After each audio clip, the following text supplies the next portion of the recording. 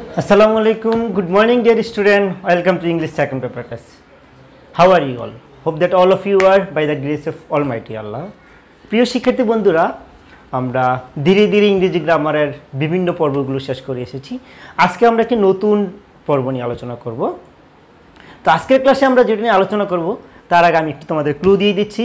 আশা করি এই ক্লুটা দেখে তোমরা খুব সহজেই বুঝতে পারবে যে আজকের ক্লাসের আমাদের টপিকসটা কি হতে যাচ্ছে। I will take a live class Friday -10 AM অর্থাৎ আমি শুক্রবার সকাল 10টায় একটা লাইভ ক্লাস নিতে যাচ্ছি। এই যে এখানে আমি একটা ক্লু রেখে দিলাম, একটা তো হচ্ছে ফ্রাইডের আগে একটা গ্যাপ আছে এবং 10 AM এর আগে একটা গ্যাপ আছে। এই গ্যাপগুলোতে আমরা কি বসাবো?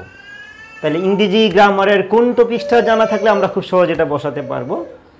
তাহলে আমরা একটু চিন্তা করি এই অল্পটুকু সময়ের মধ্যে যে কোনটা বসাতে পারি। তা আশা করি তোমরা সকলে ইতিমধ্যে বুঝতে পেরেছো যে আমরা এখানে ফ্রাইডের আগে বসাতে হবে 1 আর 10 এর আগে বসাতে হবে 8। তাহলে 8 এবং on এটা কোন পার্টিসিপল স্পিচ পড়ে? এগুলো হচ্ছে প্রিপোজিশন। এই যে প্রিপোজিশন টপিকসটা এটা আসলে কি, এটা কেন শিখবো আমরা, এটা শিখে কী লাভ হবে আমাদের ইংরেজি? এটা জানার আগে আমরা একটু প্রিপোজিশন এই শব্দটাকে একটু সন্ধি করে দেখি কি হচ্ছে। আমরা যদি প্রিপোজিশন শব্দটাকে সন্ধি করি তাহলে একটা অংশ হচ্ছে প্রি আর একটা অংশ হচ্ছে পজিশন। এই প্রি শব্দের মানে হচ্ছে যে পূর্বে, আর পজিশন শব্দের মানে হচ্ছে অবস্থান।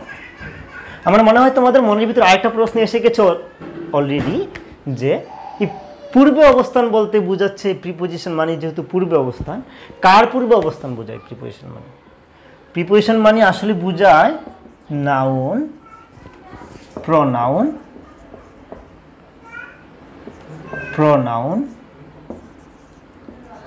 জিরান্ড। অর্থাৎ নাউন, প্রোনাউন এবং জিরান্ডের পূর্বে যে ওয়ার্ডগুলো বসবে তাকেই প্রিপোজিশন বলে। ওই ওয়ার্ডগুলো শুধু বসবেই না, বসেই কিন্তু বাক্যের অন্য সকল শব্দের সাথে একটা রিলেশন বিল্ড আপ করবে, তখনই সেটা প্রিপোজিশন বলা হবে। অর্থাৎ যে ওয়ার্ড নাউন বা প্রোনাউনের পূর্বে বসে বাক্যের অন্য সকল শব্দের সাথে একটা রিলেশন স্থাপন করে বা সম্পর্ক স্থাপন করে তাকেই আমরা প্রিপোজিশন বলে যাই। তো আজকের ক্লাসে আমরা প্রথমেই ক্লু দিয়েছিলাম অন এবং অ্যাট। এই অন এবং অ্যাট কেন বসলো এখানে, এটা তো আমাদের অবশ্যই জানা উচিত। আমরা কি মুখস্থ করে বসেই ফেলবো শুধু? না, আমরা যদি বুঝে বুঝে করি তাহলে আমাদের খুব সহজেই শিখতে পারবো। এখন অন বসার কারণ হচ্ছে যে এখানে লেখা আছে Friday, it's a name of a day. আমরা জানি দিনের নামের আগে এবং তারিখের নামের আগে সবসময় যে প্রিপোজিশনটা বসাতে হয় সেটা হচ্ছে অন।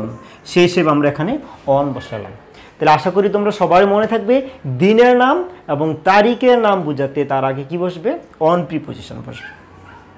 তারপরে আমরা 10 AM এর আগে বসাচ্ছিলাম এখানে অ্যাট প্রিপোজিশনটা বসানোর এখানে কারণ কি? এটাও একটা অবশ্যই কারণ আছে, কারণ 10 AM তারা কিন্তু টাইম বোঝাচ্ছে।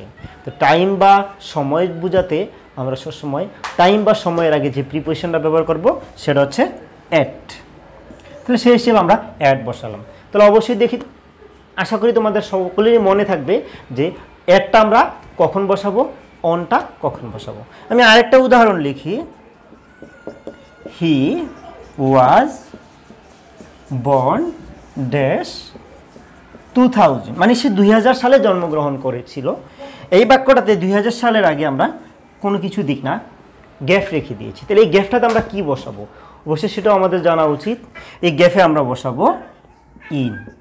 কারণ হচ্ছে যে বছরের নাম বা মাসের নাম বা সপ্তাহের নাম, যুগ বা শতাব্দীর নাম বোঝাতে তাদের আগে সবসময় আমরা কি বসাবো? ইন বসাবো। তা আমি আবার একটু তোমাদেরকে বলে দিচ্ছি, ক্লিয়ার করে দিচ্ছি যে আমরা অন বসাবো বারের এবং তারিখের নামের আগে, অ্যাট বসাবো সময়ের নামের আগে, সময়ের পূর্বে, আর ইন বসাবো সাল, মাস, বছর, মাস, সপ্তাহ, যুগ, শতাব্দী এদের নামের আগে আমরা সবসময় ইন বসাবো। এবার একটু খেয়াল করো তোমরা, আমি তোমাদেরকে একটা পরীক্ষা দিচ্ছি, একটু খেয়াল করো তোমরা। টাইম মান্থ, ইয়ার,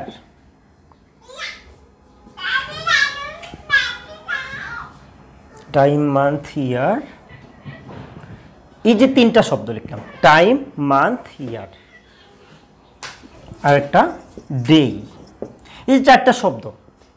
এই চারটা শব্দের আগে কি বসবে? অ্যাট, অন এবং ইন। এই তিনটা প্রিপোজিশন থেকে এই চারটা শব্দের আগে কি বসাতে পারি আমরা?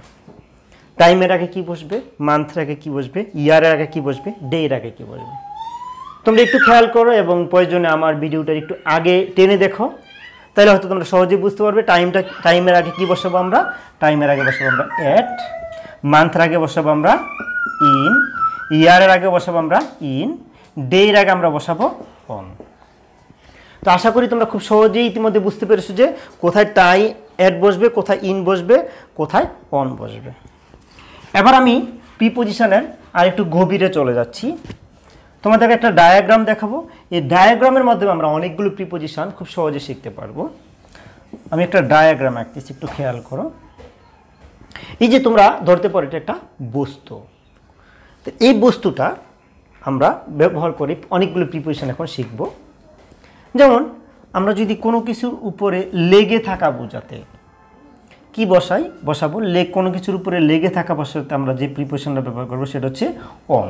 যেন আমি যদি বলি যে বইটি টেবিলের উপর আছে, তার মানে কিন্তু বইটা টেবিলের উপর লেগে আছে, তাহলে এটা কী হবে? The book is on the table. সোফাটি ফ্লোরের উপরে আছে, তার মানে সোফাটি কিন্তু ফ্লোরের উপর লেগে আছে, তাহলে the sofa is on the floor. তো ঠিক এভাবে আমরা কোনো কিছুর উপরে লেগে থাকা বোঝাতে আমরা কি বসাবো? অন বসাবো। এখন উপরে বোঝাতে কিন্তু আরও কিছু প্রিপোজিশন ব্যবহৃত হয়। আর একটু উপরে বোঝাতে আমরা বসাতে হবে অ্যাবাভ, ওভার।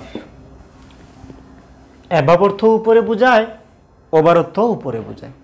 আর অনটার সম্পর্কে আমরা কিন্তু ইতিমধ্যে জেনেই গেছি যে অনর্থ উপরে বোঝাবে কখন? যখন এটা কোনো কিছুর উপরে লেগে থাকবে। এখন অ্যাবাভ কখন বসবে, ওভার কখন বসবে? ওভারটা আমরা বসাবো কখন? যখন কোনো মোশন থাকবে, দ্যাট মিনস গতি থাকবে। যদি গতি বোঝায় তখন উপরে গতি বোঝাতে তখন আমরা সেটাকে ওভার বসাবো। যে কারণে আমাদের রাস্তার উপরে যে ফুটওভার ব্রিজ থাকে সেগুলিকে আমরা ওভার ব্রিজ বলি, কারণ এগুলোর উপর দিয়ে কিন্তু আমরা হেঁটে যাই এবং ফ্লাইওভার বলে থাকি। তার কারণ কি? যে উপর দিয়ে কিন্তু যাচ্ছে, সেটা আমরা ওভার ব্যবহার করি। যাক, আমরা আরেকটু উদাহরণ দিচ্ছি। যেমন the boy is jump over the wall, তার মানে হচ্ছে বালকটা ওয়ালের উপর দিয়ে জাম্প করেছে। তাহলে এখানে কিন্তু এই যে ওয়ালের উপর দিয়ে জাম্প করলো বালকটা, সেখানে কিন্তু একটা গতি ছিল। আমরা আরেকটা উদাহরণ দিয়ে খেয়াল করি যে the plane is flying over our head, বিমানটা আমাদের মাথার উপর দিয়ে যাচ্ছে। তাহলে এই যে আমাদের মাথার উপর দিয়ে কিন্তু বিমানটা একটা গতিতে যাচ্ছে, এই জন্য আমরা এটাকে কী বসাবো? ওভার বসাবো। তা আশা করি তোমরা বুঝতে পেরেছো ইতিমধ্যেই যে আমরা ওভারটা কোথায় বসাবো। এবার আসি আমরা অ্যাবাভ। এটা আমরা বসাবো উপরে থাকবে, কিন্তু সেটাতে কোনো গতি থাকবে না। যেন আমার মাথার উপরে কিন্তু দুইটা লাইট আছে, যদি তোমরা দেখো না, তা আমরা যদি লাইট দুইটা সম্পর্কে আমি বলতে যে আমার মাথার উপর দুইটা লাইট আছে, আমি কি বলবো? The light is above my head, অর্থাৎ লাইটটা আমার মাথার উপরে, কারণ এটা এখানে স্থির আছে, এটা চলমান না বা গতি নাই এটার, এই জন্য এখানে আমরা কি বসাবো? অ্যাবাভ বসাবো। তো আশা করি তোমরা বুঝতে পেরেছো যে অ্যাবাভ কখন বসাবো এবং ওভার কখন বসাবো। অ্যাবাভ বসাবো যখন আমরা কোনো উপরে অবস্থান বুঝাবে, কিন্তু সেটা কোনো স্থির থাকবে, কোনো গতি থাকবে না। আর ওভার বসাবো উপরে অবস্থান বুঝে যখন এটা কি থাকবে? গতি থাকবে। এবার আমরা একটু নিচে যাই। নিচে বুঝাতে আমরা বসাবো আন্ডার বা বিনিথ। নিচে কোনো কিছু নিচে বুঝাতে আমরা কি বসাবো? আন্ডার বা বিনিথ। কোনো কিছুর পাশে বুঝাতে আমরা কি বসাবো? পাশে বুঝাতে আমরা বসাবো বিসাইড বা বাই। এখানে আরেকটা সহজ বাক্য যেটা আমরা সবসময় ক্লাসে গিয়ে টিচাররা ইউজ করে থাকি, stand up my dear student. অর্থাৎ আমার শিক্ষার্থীকে আমি যখন দাঁড়াতে বলি তখন আমি স্ট্যান্ড আপ বলি। তাহলে স্ট্যান্ড আপ এটা তারা কি বুঝাবে? এটা তো আপ মানে তো উপরে বোঝায়। এই আপটা কিন্তু আমরা কোনো কিছু মানে নিচ থেকে সোজা উপরের দিকে বোঝাতে আমরা আপ ব্যবহার করব। তাহলে আপ ব্যবহার করব কোথায়? আমরা নিচ থেকে সোজা উপরের দিকে বোঝাতে আপ বসাবো।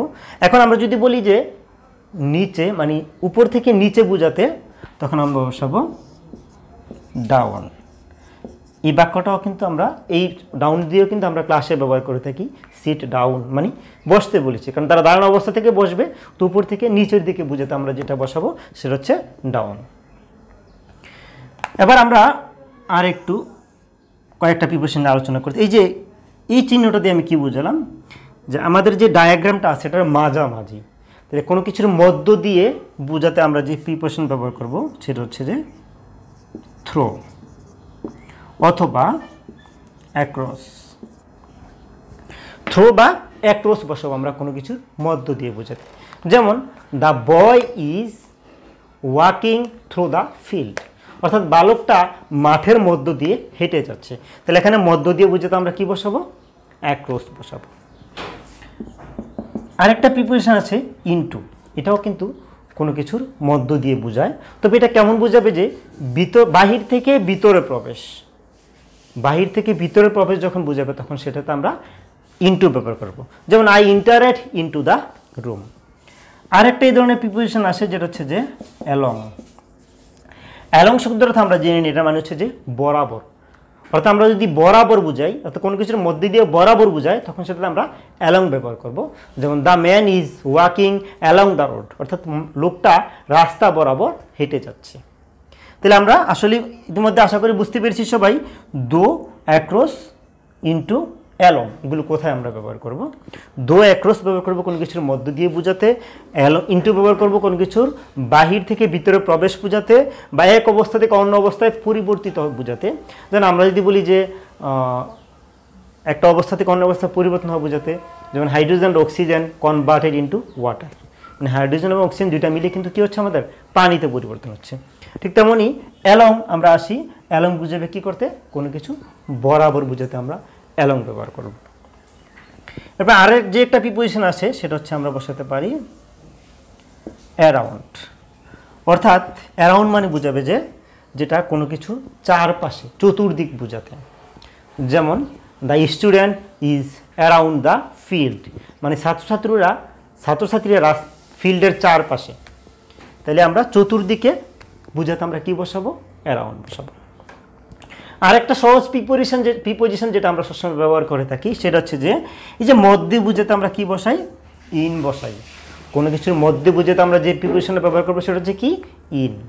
ঠিক এমনই আরেকটা প্রিপোজিশন রয়েছে মধ্যে বোঝাতে বসে, সেটা হচ্ছে কি? অ্যাট। এখন ইন এবং অ্যাট এর মধ্যে বোঝাতে একটু পার্থক্য রয়েছে। There is a bit difference between in and at. সেটা কি? ইন বসাবো আমরা বড় কোনো স্থানের আগে।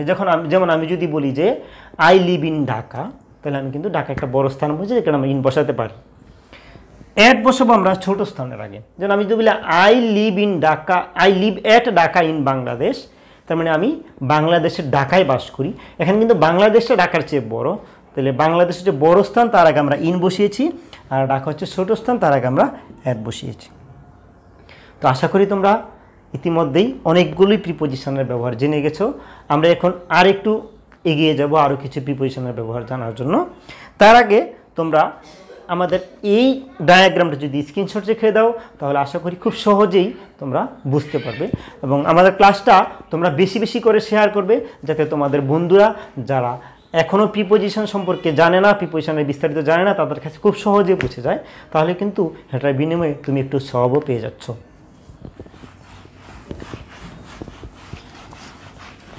আমরা তারপর যাচ্ছি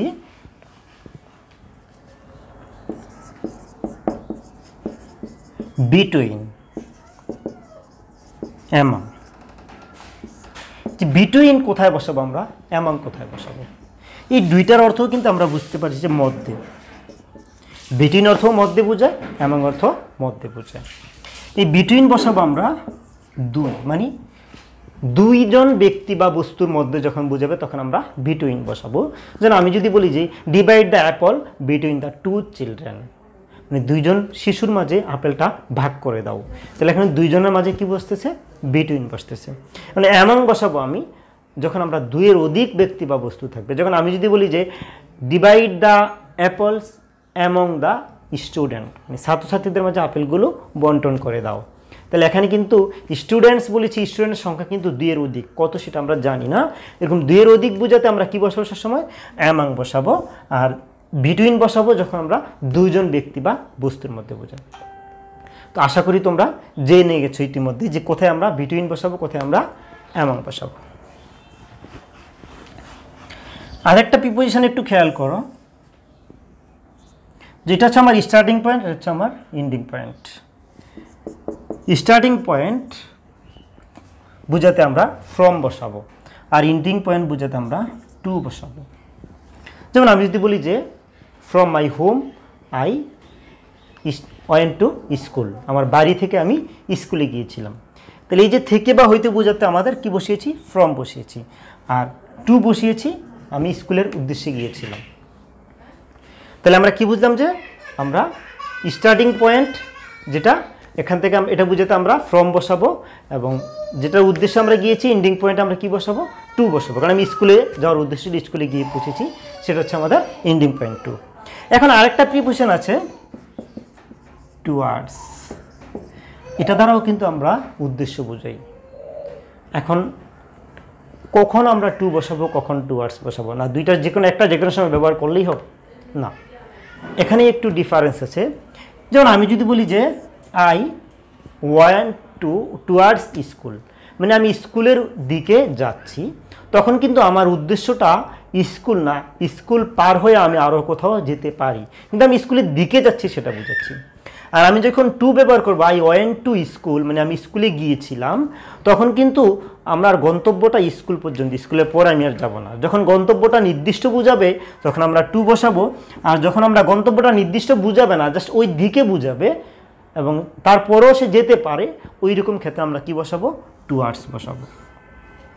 তো আশা করি তোমরা সকলেই জেনে এসো যে আমরা কোথায় টুয়ার্ডস বসাবো, কোথায় টু বসাবো। আমরা এবার যাচ্ছি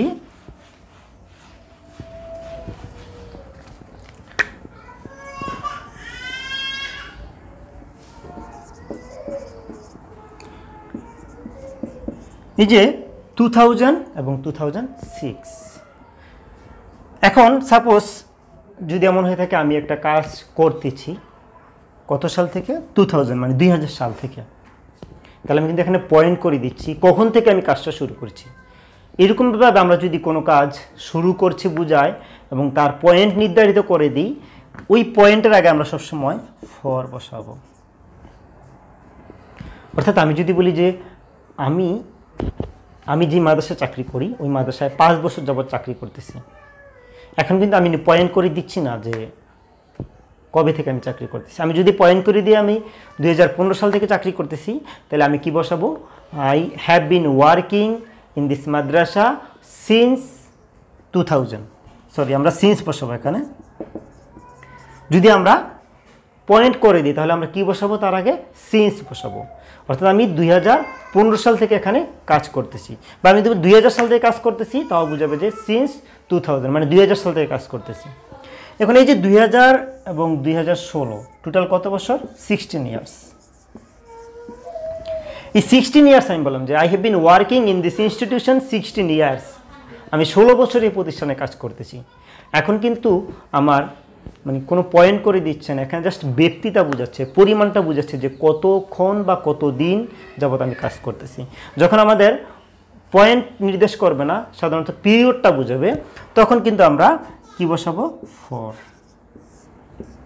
অর্থাৎ কোনো কাজ দীর্ঘ সময় যাবত চলিতেছে বুঝালে আমরা এটা পয়েন্ট অফ টাইম যদি বোঝায় তখন আমরা সিন্স বসাবো, আর পিরিয়ড অফ টাইম বুঝালে আমরা বসাবো ফর।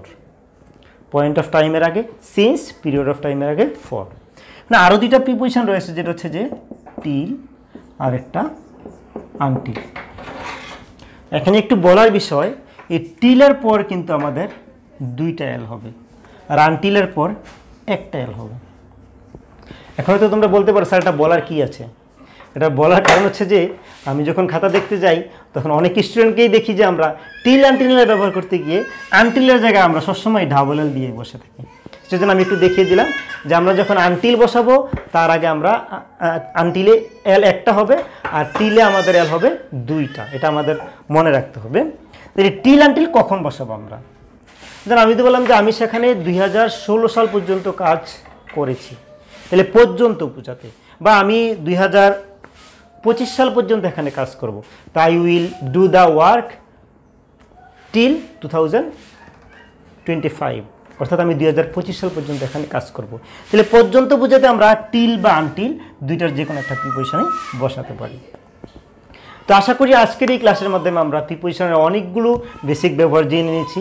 আমরা কোথায় অ্যাট ব্যবহার করব, কোথায় ইন ব্যবহার করব, কোথায় আমরা ফ্রম ব্যবহার করব, কোথায় টু, কোথায় টুয়ার্ডস, কোথায় অ্যামাং, কোথায় বিটুইন, কোথায় ফর, কোথায় সিন্স, কোথায় টিল, কোথায় আনটিল। আরও কিছু প্রিপোজিশন রয়েছে, তা আমরা ওই প্রিপোজিশনগুলো আমাদের পরবর্তী ক্লাসে আলোচনা করব। তো সেই পর্যন্ত ভালো থাকবে, আমাদের পরবর্তী ক্লাসে আমন্ত্রণ জানিয়ে এখানে শেষ করছি। ধন্যবাদ সবাইকে, আসসালামু আলাইকুম।